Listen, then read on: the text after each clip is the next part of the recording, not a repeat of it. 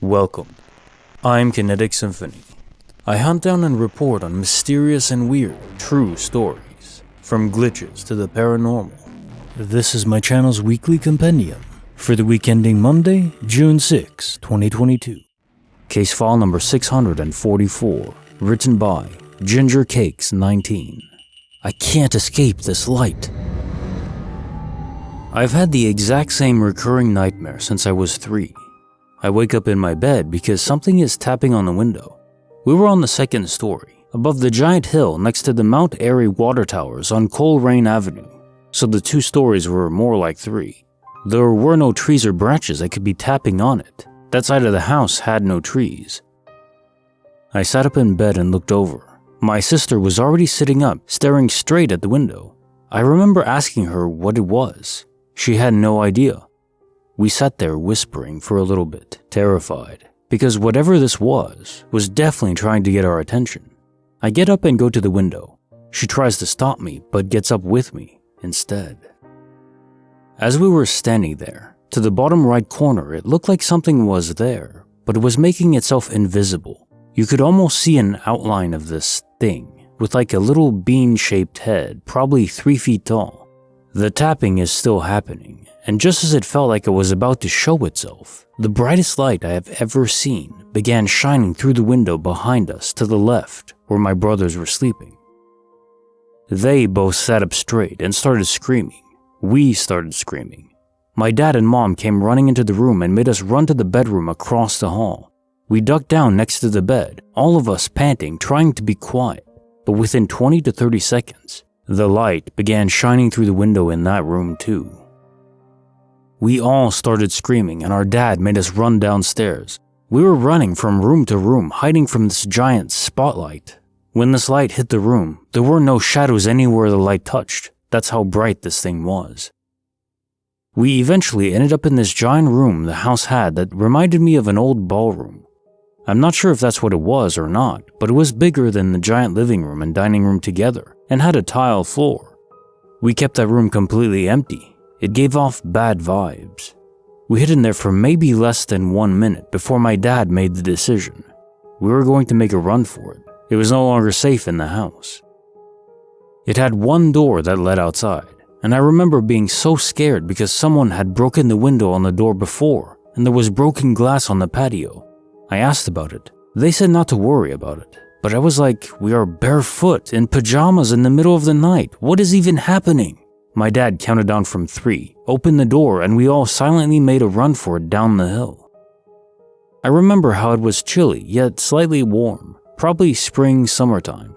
I remember the cold, wet grass on my feet as I ran. I was crying because I couldn't keep up, and every time I cried, my dad would pick me up.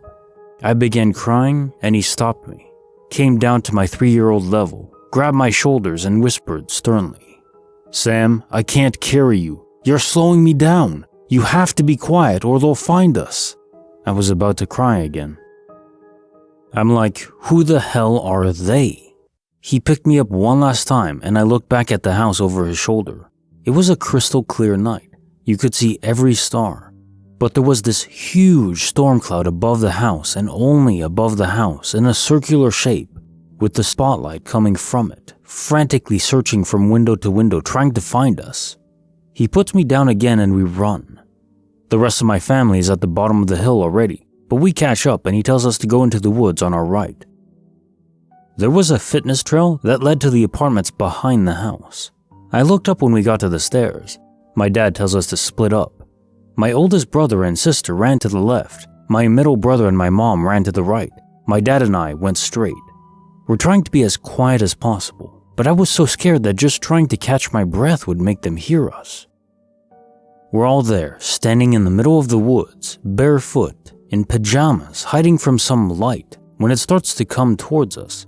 I remember closing my eyes and being like, "Please don't find us, please don't find us." But when I opened them, the light was already making its way to the woods where we were hiding. I was like, oh my god, they're gonna find us. So in my tiny brain, I was like, maybe it's better if they just find us anyway. I stepped away from the tree and screamed. My siblings from each side started yelling at me to shut up. My dad came over to grab me, and the light started shining on us. My entire family ran over, and my dad hugged us all as the light got brighter, and everything went white. Then I woke up. Over and over, for years, until I was 18. Eventually, the dream would change, and the light would be replaced with whatever I was scared of at the time. A T-Rex from Jurassic Park, Beetlejuice as a snake. And if they looked through the window and saw you were caught. I remember a random day. We woke up and my brother and I had the same scar on our arm, exactly at the same spot, the same length and size too. We giggled because we both had a little patch of nothing on our arms that matched and had popped up overnight. We had no memory of where this came from. Got to look, every single one of us had it.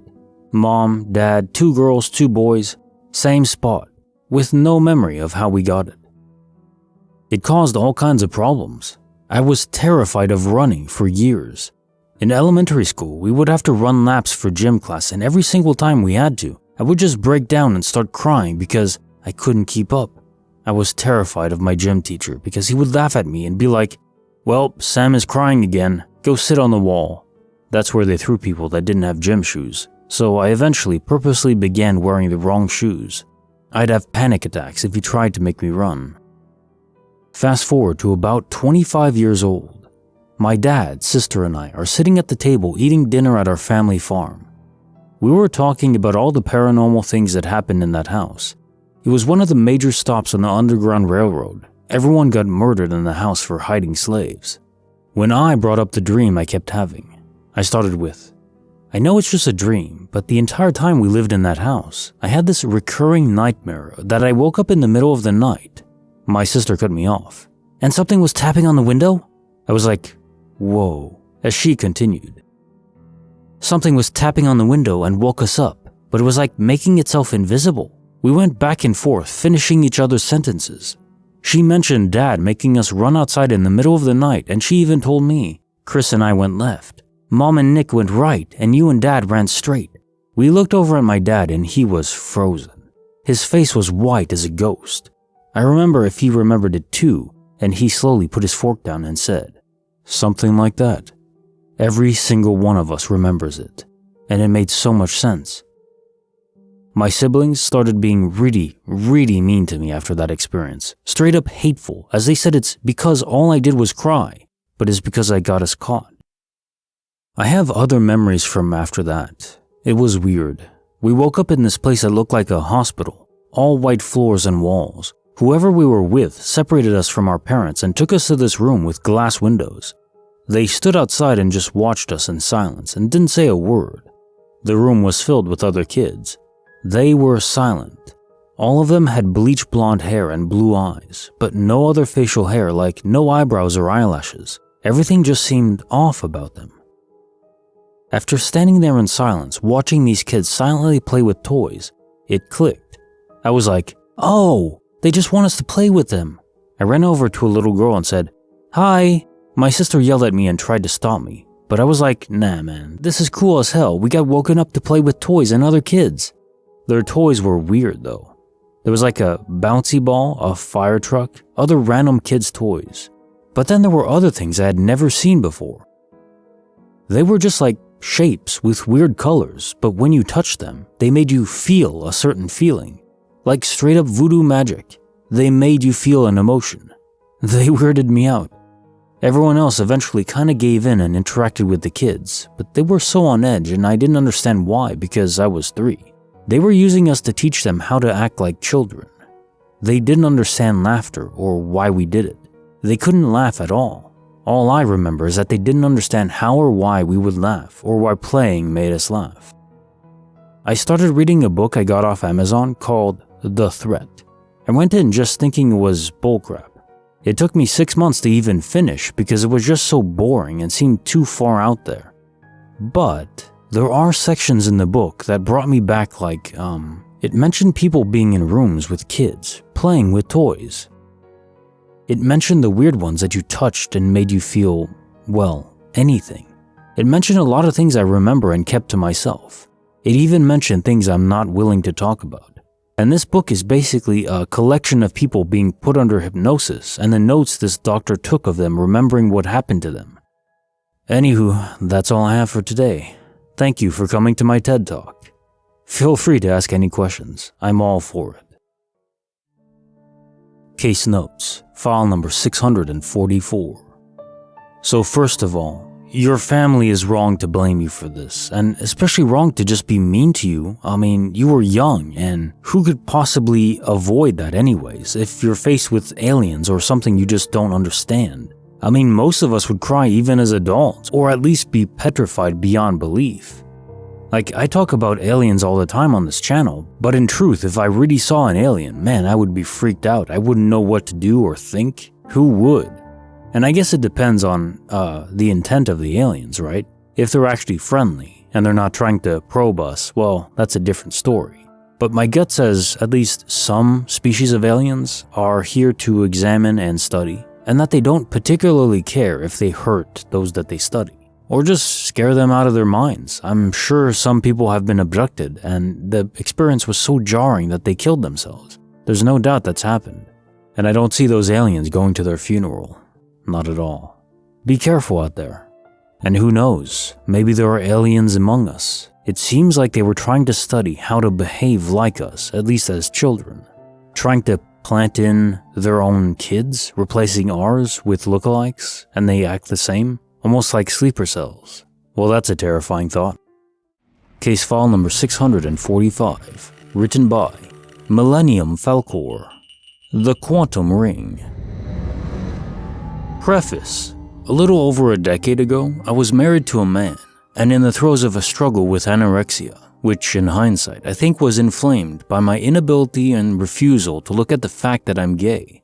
Needing to believe that staying in my marriage was the right thing to do, I began obsessing over a very specific and unusual ring I wanted for a vow renewal. I hadn't gotten a ring the first time. This was a quantum or fantasy-cut mystic topaz in white gold. That's important. Just to stress the point of how strange a ring it was, I used to work in fine jewelry and never saw one like it come through my store. Fast forward 10 or so years, past my reconciliation with my sexual orientation, my coming out, my recovery from anorexia, and marrying a woman, to June of last year. I was preparing to go on a camping trip with my wife and 2 friends, and was getting a couple loads of laundry done before we had to leave. I heard something rattling around in the dryer, but naturally I assumed it was a quarter or a button or something.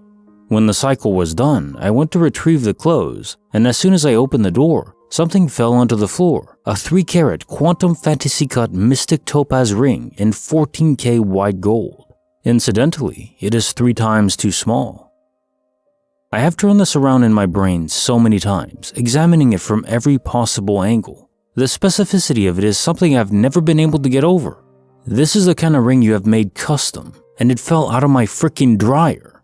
It wasn't until today that it struck me. Could this have belonged to me in another timeline?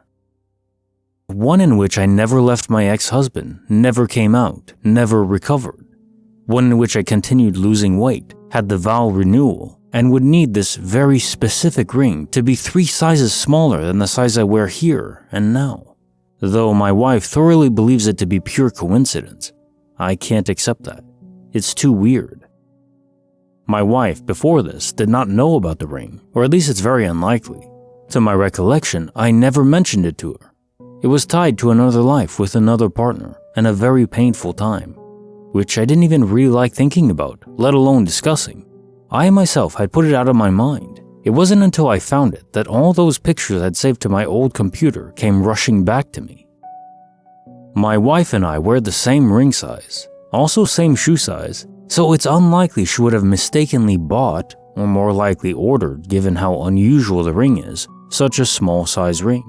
In case anyone is wondering, the ring is a size 5.25, and my wife and I each wear 8.5.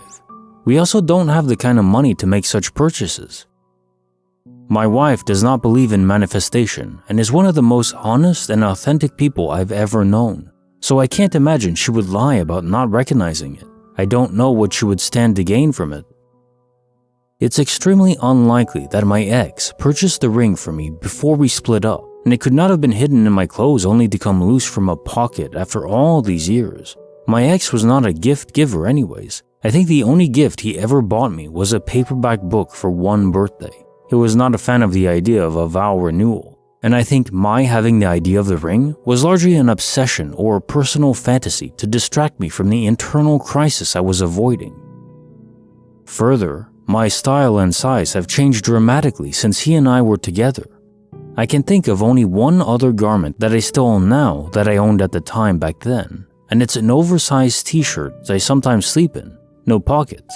On the same theme, I now live in a different house in a different town, and have since a few months after he and I split up. Case notes, file number 645. So isn't that curious? A little coincidence baked right in the name that the type of cut is quantum-based, and this is perhaps a quantum-based glitch, where that yes, I do agree that it makes sense if the other you in another universe that was still anorexic never recovered and was still with your ex in that universe, and eventually that ex bought her the ring that you were fantasizing about. But of course, 3 sizes smaller. I mean, it does fit. Now how the ring got to this universe, I don't know. Perhaps it is related to the dryer. I mean, it is dark in there. Maybe in the absence of light, it's possible to cross over. Maybe that's one reason we fear the dark so much instinctively. Oh, and by the way, good work on being brave enough to be honest with yourself. Case file number 646, written by Due Time 8151. A glimpse of the past. Every Saturday, I take my son to swimming lessons. Every week, it's a cluster getting there because this place is packed and chaotic. Every week, no matter how early I get there, finding parking is nearly impossible. Last Saturday, my parents offered to drop us off and pick us up since parking is so scarce and they have had a few errands to run in the area anyways. I happily accept their offer. They pulled us up right up to the entrance. I hopped out the back with my son's bag, went around to grab him from his car seat, and we were on our way.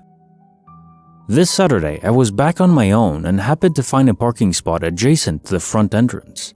I parked, grabbed my purse, and got out to get my son from the rear passenger side. On my way to the other side of the car, I saw my parents' car in the loading zone in front of the building. I was instantly confused, but before my mind could register anything further, the back door opens and it's me. Except it's me from last week. Same clothes and jacket I had on then.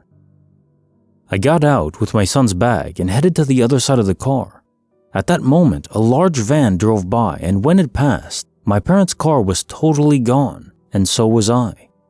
This all unfolded in no more than 5 seconds. However, I was so flustered and upset that I got back in my own car with my son and sat in the back seat with him for 20 minutes until I could compose myself. We missed swimming lessons and instead sat in the car and ate snacks and listened to music. I do not drink. I don't take any drugs or take any medication. I wasn't overly tired or upset or distracted that morning. I know what I saw and I'm freaked out. This wasn't a doppelganger. This was me last week. My husband has been treating me like I'm near a nervous breakdown since I've told him what happened and keeps asking me in different ways if I'm okay. I am totally fine and I know what I saw. Bonus file, written by Zoe X Bowie. Allow me to introduce you to my ghost cats. There has been a strange thing happening to me lately, and I'm not sure what exactly brought it on, but I think I may have several ghost cats living in my room. To preface, I've had many cats in my life, the most being 8 at a time, since I was little, so naturally I have had cats die, either from old age or illness. I've never felt anything like this before, however. It started recently, several weeks ago. As I would be settling into bed, I would feel something walking around like one of my cats. However, when I looked to see if one of my cats was actually there, there's nothing. I thought it was just me at first. It kept happening, but I figured maybe it was just my imagination. Well, starting last week, I decided to see what would happen if I didn't look at whatever was walking around my bed. And what happened was very strange. Whatever this thing was kept moving up the bed closer to me, and eventually there would be more than one wandering the bed and on top of me too. I could feel the weight of them. whether they are laying on my legs or my chest. Sometimes I can feel one against my back or side, as I usually sleep without a shirt on. I can feel heat coming off of something against my skin. I can even feel them breathing, which is the biggest indication I know they're there. But also this tingling sensation when they walk by or touch my skin. Whenever I move, they go away. Whenever I look, they do too. At night now, whenever I lay down, they immediately come out, either to snuggle, to lay on my legs, or to walk around. I'm not afraid of them. If anything, I love them and never want them to go away. I discovered that I can also make them come out in the daytime if I ask them to while I'm laying down. I did this today. There was one on my chest as I could feel it, so I tried to pet it, and I could feel my hand moving through something, like a barrier to its body. I guess my whole hand felt like static. It's so strange, but it's fascinating. I really do love my ghost cats. Has anyone else experienced something like this? I heard it's quite a common experience. Case file number 647, written by Ginger Cakes 19. Salami and cartoons for breakfast. Hi everyone. I'm still confused to this day. This happened when my child was 5 years old. They're about to be 13 now. I was laying in bed one morning, playing on my phone waiting for them to wake up.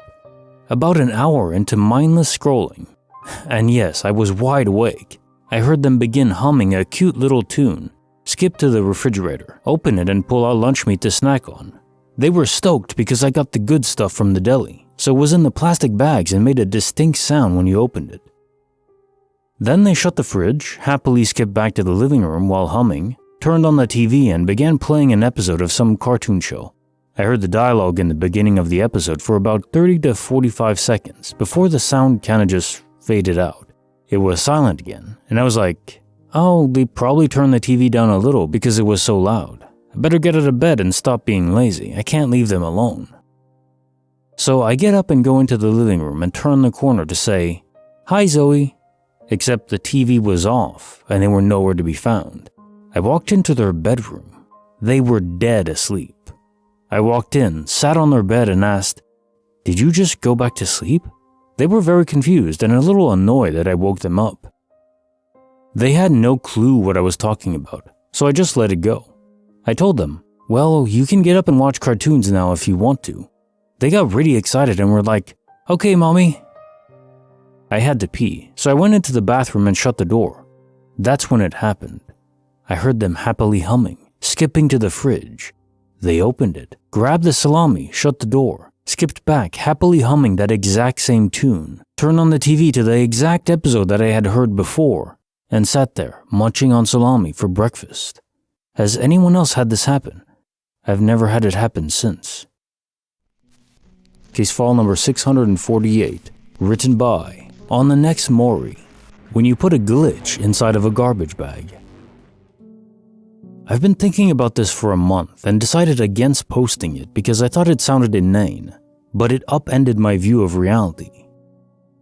I moved recently. In my old house, there were a lot of items left by the previous tenant, who happened to be a friend, so they left me many items I needed as it was easier for both of us, but many unneeded items as well. I was standing in the bathroom with a trash bag at my feet that was slightly behind me, so I was taking items from the sink counter, then turning around and dropping them into the trash bag. This is important, because I literally could not have left the room. I was not moving my feet. At one point, I turned back and the trash bag is gone, along with everything in it. I checked the counter, drawers, floor, etc., and there was no sign of any of the items I threw away. I needed to be out of the house that day, and the entire time I moved, I looked for this bag. My roommate came home later and I begged them to believe me. It was the only trash bag I had of that color in the house, as it had come from my work and not the roll I had at home. Additionally, there was no curbside pickup at that location, so I had to drive all of our trash to the dump myself. I emptied the entire house and even steam cleaned the carpets. For the love of God, where is that bag? Case notes, file number 648. This garbage bag represents all of our lost items over the years. For some reason, whenever items are isolated, they can glitch out. I don't know if this is related to quantum mechanics and superposition, where the waveform has to collapse before it's realized. And remember, there is no hidden information, so it really is in a superposition. It doesn't exist in the conventional sense that we understand from classical physics. Anyways, not to bore you with that, my guess is actually when items go missing, even many items, they're being pulled to another dimension by other entities. I think it makes some sense. If we could perceive of a lower dimension where there are entities that couldn't see us, but we could see them and all their items, we would probably want to study them too, right? I'm just thankful that they don't routinely take us. Depressing in a way, because it's possible that all the alien encounters and abductions are actually just aliens from another dimension, not through space. And honestly, I wish aliens were just from another planet and they built spaceships to get here. That's much more cool, in my opinion. But I guess we'll have to wait and see. I've been walking out at night for, a month now, trying to get in at least 8 miles a day just to keep my fitness up. But I've yet to see anything weird in the sky, or anything weird at all for that matter. Hopefully I get to see something, even a garbage bag disappearing. That would do it for me. Come on, life, let's get real. Bonus file, written by Bluebell Lady. I finally met an angel. I grew up in an extremely religious household. I left that life behind around the age of 20 and began the journey of therapy and healing from a lot of the trauma I experienced. I don't consider myself religious and have an agnostic viewpoint. Until today, anyway. Today, my job felt like the worst possible place to be. Tensions have been running high and turnover has been high too. My boss and I had a difficult discussion in which he voiced that he's not sure I'm the right fit for the position. Now, I could go into what a narcissistic gaslighter he is, but I digress. During our meeting, one of the points I kept driving home to him is that I've lost all confidence in myself and my abilities. In fact, those exact words were said. After the meeting, I had a good cry, felt defeated, and started looking for a new job. To add to this, I've been battling severe anxiety and depression for a while now, recently with the odd thought of ending it all. Earlier this evening, I was out for a walk around my downtown neighborhood. There was a homeless man who kept standing out to me because he was wearing a jacket I remember selling back in my younger retail working days. Just as I was walking past him, he stopped me and said, "You look so confident." Me, the person who just told her boss that she felt like she had no confidence left in herself. Okay, I was listening now. He proceeded to tell me to remember that I have confidence, that I'm skilled, and that I have something to offer. He told me not to be scared of finding my partner or starting a family. Both things I spent a considerable amount of time worrying about. He told me I have a support system and that I'm not alone. I stood there stunned and have not felt the same since. I know I sound crazy, but truly, I think I finally met an angel. Bonus file, written by Excitable 1, The Invisible Visitor. When I was about 4 or 5, I was at my grandmother's home, several stories from there, and it was a rainy spring day. I remember playing in the living room since I couldn't go out, but the front door was open, although the screen and glass exterior door was still closed. I noticed an old man dressed in a black suit and white shirt and a large brimmed black hat standing at the end of the walk facing the door, 30 feet out or so. I remember he seemed out of place at the time and it struck me, even at a young age, as being disturbing. I ran to get my grandma because everything about it scared me. She sensed the terror I had and ran back to the front door area with me. When I looked down to the end of the walk, the man was nowhere to be seen. But chills ran down my spine as my grandmother placed a hand over my shoulder, proceeded to back up slowly, and started yelling, "You get out of here!" When I looked up at her, she had a glare in her eyes locked on the door and repeatedly yelled, "Get out of here!" I then looked at the upper half of the door where she was pointing and saw the old man standing what would have been inches from the glass portion, upper half of the door. But I had just been inches from the lower half, screen, and saw nothing. He only appeared in the upper half of the door. My grandmother backed us up into the hallway, and when we got there, she turned quickly and darted us off to the kitchen. I remember this so clearly. There were many other experiences in that home, but that one in particular stands out and has stuck with me my entire life. Case file number 649, written by Deep Mission 4998, My Grandma's Shirt. My maternal grandmother passed away in January. My mom was very close to her. I wasn't.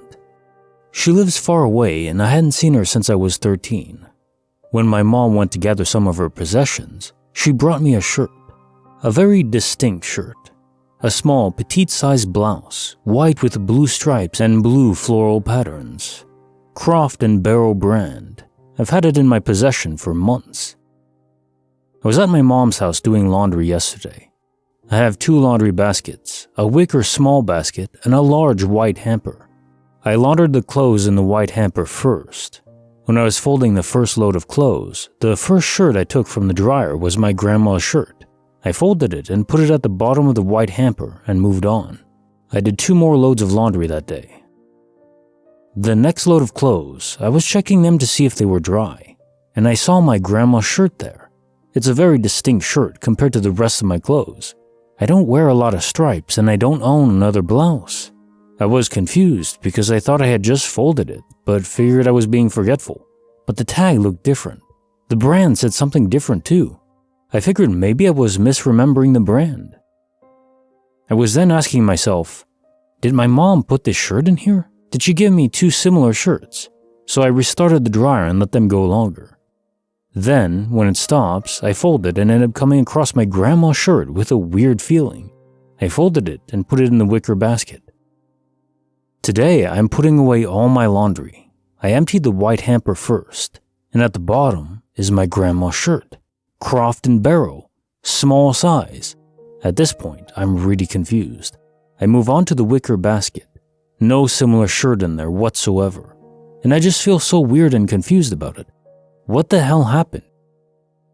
The day after she passed, I was very upset. I wanted to be alone, so I went to a creek, and I ended up finding 10 heart-shaped rocks in one spot. But yeah, that's my story. Not super dramatic, but what do y'all think? Case file number 650, written by JLo Main 97. Top 10 Universes. Am I immortal or entering alternate realities? I've been in 2 high-speed car wrecks, both without a seatbelt, and walked away without a single bump. First, I was a passenger in my friend's 6 Series BMW, and we were seeing how fast it could go. It was raining lightly at night, and he lost control. We busted through a guardrail, rolled 150 degrees, and landed in the woods, stopped by a tree. I walked away without any injury, and he only busted his head open and had some bruises, but his seatbelt was on. Mine was not. Second, I was driving across country in an FJ Cruiser, no seatbelt on again, doing about 110, and I dozed off and smashed into a brick wall and rolled probably 5 times. I literally felt myself bouncing off the inside surfaces of the car as it rolled, and when it stopped, I was squatting down, and a cop somehow was already there and held open the door for me to climb out of. Again, I sustained no injuries. But the weird part was as they were questioning me, it felt like slow motion déjà vu. I literally knew everything they were about to ask me and what they were thinking, and then they would say it out loud.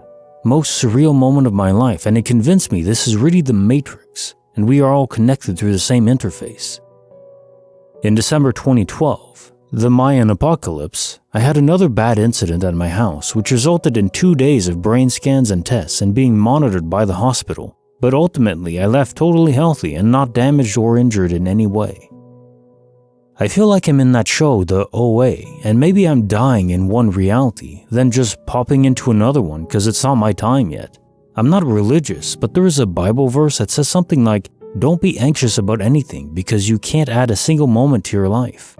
What if we have a predetermined expiration date, and if something fatal happens before it, you just go into an alternate reality? There have been several stories my mom has told me about at gatherings and dinner parties, etc., which I do not recall at all. Perhaps they only happened in the reality I entered after my near-death experience. Anyways, what are your thoughts, and does anyone have a comparable story? Case notes, file number 650. What you're experiencing sounds exactly like quantum immortality. You were in situations that were completely reckless, which, by the way, I do respect as your choice, but it did lead to situations where you almost certainly died in one universe, and now you're in a different one. It seems like it happened multiple times. Now, I don't know if this is biblically tied, that the universe is predetermined.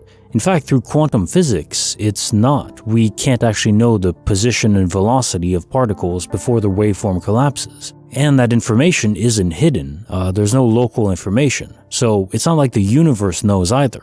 Literally nothing knows until the waveform is collapsed, and then we can measure one or the other. And only then is a particle truly realized. In effect, it's like a video game where environments and physics aren't loaded for objects that aren't in use or being rendered. It seems at the most fundamental level, that's how reality works too.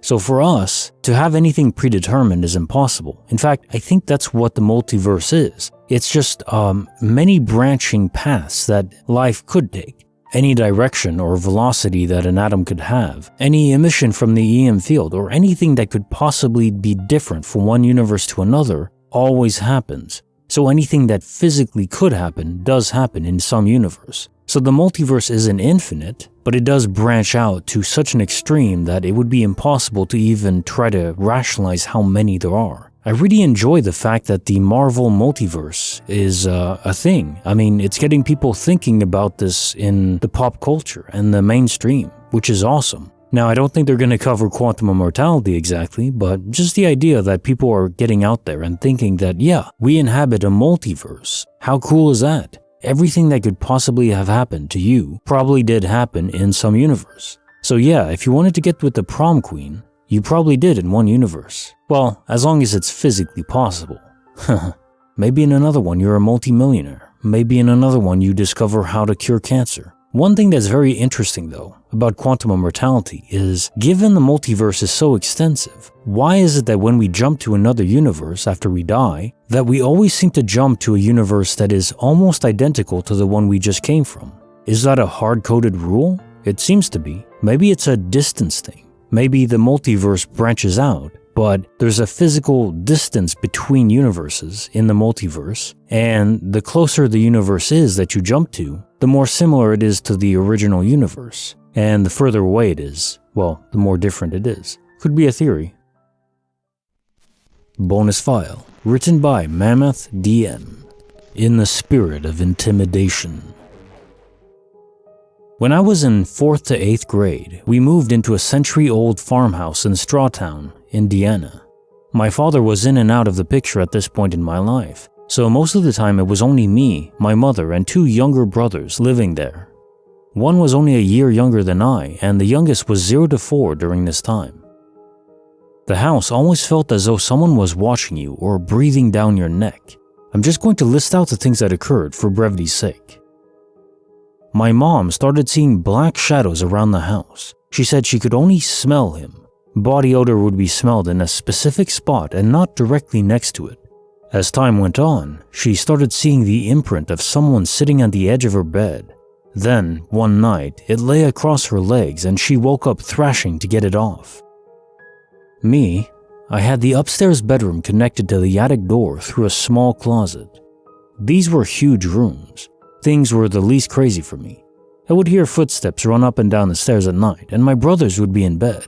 The scariest thing that would happen to me was that often the door to the attic would swing open, as though someone forced it against the wall, and a cold presence would rush to my bedside. When I was 14, I started into a spiraling depression. I painted my walls blood red and began writing poetry and things on my walls in aggressive handwriting. Never have I felt or acted that way since. I have, however, had many instances of paranormal activity follow me throughout my life. My Irish twin brother had it bad. I only know fragments of his story, as what happened to him is something he'd rather forget. One night, he screamed in his room. We checked on him, and he had been smacked.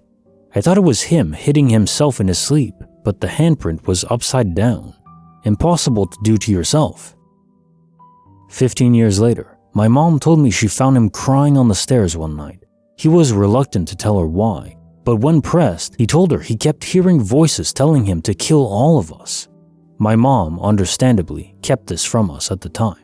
When I asked him about it, he was visibly upset and said it stopped as soon as we moved from that house. My youngest brother was 2 to 3 when he started saying weird stuff. He would see boots walking around the house with nobody attached. He'd also hear laughing when he'd get near the basement steps. I remember the 4 of us kneeling and praying that this entity would leave us alone. It didn't. We decided to leave after a morning when my mom and youngest brother were home alone. They were taking a nap when the bed and dresser started violently shaking. No earthquakes in the area. They shook by themselves, and what my mom said was intimidation. We moved out. Was told by a neighbor that everyone else that has moved in afterward moved out within a few months. It's empty now. I still drive by it sometimes and want to go confront whatever is there and get answers. The landlord is an old farmer that doesn't believe in it. This has been the first time I've posted my story online. These are some of the things that have happened since I've moved on with my life. In several different houses since, I've heard strange noises of objects moving in other rooms and deliberate knocking. Not super frequent though. In one house, we had a painting of "Delight yourself in the name of the Lord" up in the dining room.